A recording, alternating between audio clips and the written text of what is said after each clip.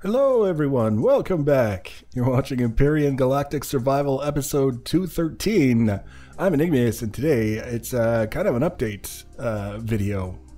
The next episode, the one after this, will be the blueprint video. This is already determined. I'm close, but I'm not quite there yet. And I decided that rather than trying to do a blueprint video that's also showing you the things that I've done since the last episode, I'll show you most of the things I've done since the last episode, finish off the things that I have to do before I release the blueprint, and then we'll do the blueprint video next one. So I've done a number of things, actually. I've been very busy. And one of the first things that I did is I added some more thrusters to the outer ring of the saucer section. They basically go all the way around now, the wee little thrusters. And what they give us is improved lateral thrust, improved reverse thrust, and a little bit of improved main propulsion. We don't have a lot of propulsion thrusters on this guy. They start right here, and they kind of go over this way and then stop right about in there. I decided that I really liked the idea of the little thrusters. I like the way they look. They're not the most efficient way to get things done, but in terms of trying to decide where to put thrusters so that the ship would function the way that I want it to, this is probably the option that I would be happiest with. So that's what I did. It's still very slow to accelerate. Well, not very slow. It's relatively slow to accelerate side to side, and also slow to stop when it's moving side to side. The forward acceleration is actually very good for something of this size. And again, it's a little bit slow to stop once it gets going. But overall, very pleased with the way that turned out. I couldn't think of a better way to finish off the outer edge of the saucer section, quite frankly.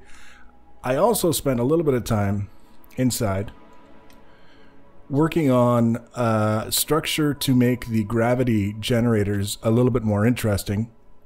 And this is what I came up with. It's a little bit over-engineered, but I'm really quite happy with it. The kaleidoscope-like effect on the ceiling is the result of a collection of lights in here. Multicolored lights, red, blue, green, and white. And the light is bouncing off of the shiny sort of upside-down pyramid in here and reflecting onto the ceiling.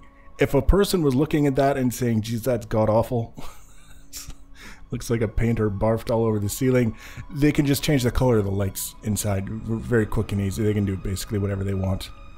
And then we've got the gravity generator here, and everything else around it, below it, above it, is basically cosmetic fluff. These are rails. These are the quarter circle rail blocks, kind of built around and painted yellow, and then just kind of went nuts with different shapes and textures and colors. Got sort of like the copper look to it on the edge here. When I originally placed this, I placed the gravity generator on the underside of this thing that's hanging down, not even really thinking that by doing so it would make the gravity work opposite to what I was expecting. So when I went to test it, I stuck to the ceiling, which was kind of funny when it first happened, but I realized that it probably wasn't going to make too many people happy. So I corrected it, and that's what we've been left with. There are a few things that I want to add in here still. Primarily oxygen tanks is sort of one of the things that I would like to add. It won't take long, and I think it's kind of important to the overall completion of the project to have the oxygen tanks in place. There's a lot of things that won't be included with the build that an individual will have to add to the ship themselves based on what they want the ship to do, like weapons, for example. But not including the oxygen tanks is kind of almost like a dick move. I think people just sort of expect it to be there. They can put the vents wherever they want, but I think the tanks should be a part of the whole process. Now, I'm taking my chances in being able to find my way through here. So we've got still the only entrance to the ship, and when the blueprint goes out, it will be the only entrance to the ship without cutting a hole in it, is through the hangar bay, or the shuttle bay, depending on what you want to call it. This whole area here is plenty of room for people to do whatever they want. I'm not going to spend a lot of time finishing the interior. I originally thought that I would finish the interior and cut a bunch of windows in it and light the windows so that when you're looking at the ship from the outside, you have lit windows, and it's kind of neat. I realized that it's not necessary because it's something that it's fairly easy for people to add if they want. And if they don't want, it's not something that they have to go through and patch. But one thing that people do need, I feel, is a way to get to the bridge and the saucer section from the main hull section here. We can get to the nacelles straight down there. I already took care of that. I already made sure that that would be possible. That's all we have to do is go straight down there to get to the nacelles and then back up to the main hull section. I'm going to finish this with an elevator coming down from around here down to probably this area here, a little bit of a distance from the doors leading out of the shuttle bay or the hangar, so that the first thing that you walk into isn't the elevator, but you get the idea. So this is, I just finished working on this. This is sort of the route that people will take if they want to get to other areas of the ship. And this is actually, we'll just kind of clip through there and show you. We're going through this section that kind of reaches over and goes all the way to the bridge. So we have this in place. We can do that. It's a fairly straightforward jaunt to get to the bridge, but it's more than that. It's also a way to get down here and into the saucer section. You might recognize this as the small saucer section and all the little rooms that we put in place without floors, so that people can sort of see what's going on, finish things the way that they want, and then add floors as they see fit, whatever they want to do. But it was very important, again, that we provide a way for people to get to this section of the ship. Now that you can get to the small ring of the saucer section from the main part of the ship, you can also get to the large ring of the saucer section because we have those connections already included. And then, of course, that needs to be finished so you can actually get down to something there. I'll finish that off, or I'll provide something that will provide the basic service. And then here we have the bridge, which is actually a lot larger than I anticipated. Once I started placing things in here and comparing it to the way that the bridge appears in the show, this is actually quite large. So that's good. I was a little bit concerned that the bridge was going to be small and that it would have a negative impact on the perception of scale of the ship, because if the bridge is small and everything else is built around that, the ship would have been smaller, and it was just kind of disappointing to make something so large and have it end up small. If anything, we built it a little too large. But this is as far as I'm going to take the bridge. There's all kinds of little details and things that people can look at and some textures, and we've got lights and a blue light just to kind of make things a little bit more sci-fi. I still have a bunch of white lights, these light bars here, and in the corners here, just so that we could get some lights in the front section, despite the fact that we've got all of these angle blocks going on. We have these little 45-degree angle lights. Hard to see because they're so bright. Yeah, you're not going to be able to see them too well. There you go. That gives you an idea. You just kind of tuck it into a corner. They were all white, and it just didn't look right.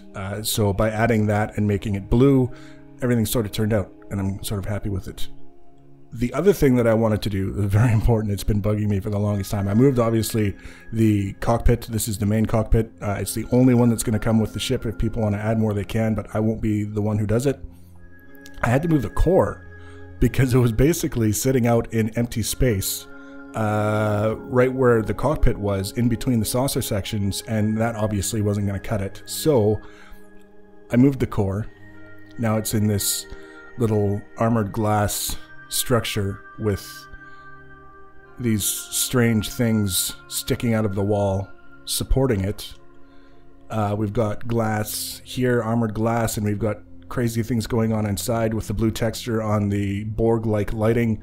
We've got more of that like circuitry sort of thing, only with the light blue kind of thing going on.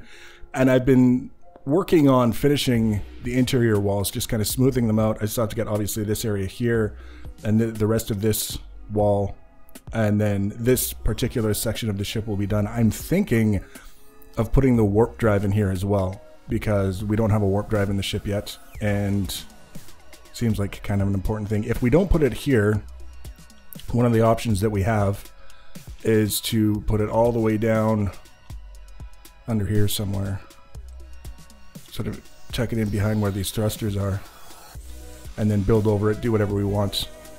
So this is the middle of the ship. This is the back of the deflector dish. So we've got all kinds of room to put extra things if we want or need to.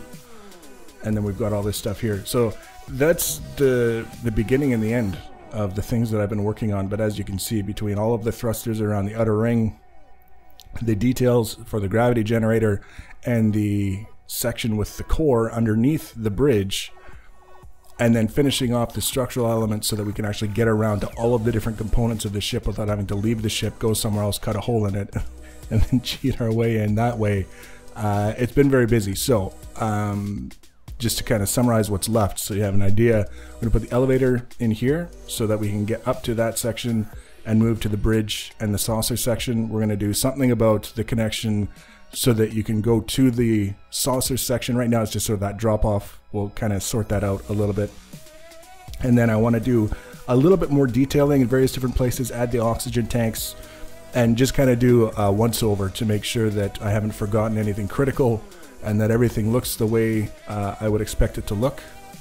And then it'll be a blueprint and people can start doing whatever they want with it. They want to take over and start the process of finishing it so that it's 100% complete. They can do that. They just want to goof around with it. You know the drill. People can do whatever they want with it, and my work will be done. So that's where we're at. I say next episode, blueprint and a quick tour of the ship for people who are just kind of catching on now that we made it. And there'll be one more episode after that. It's kind of a little secret, but I forgot there was one project that I wanted to take on before we moved on to the next series. So we're going to do that, and then that will be it.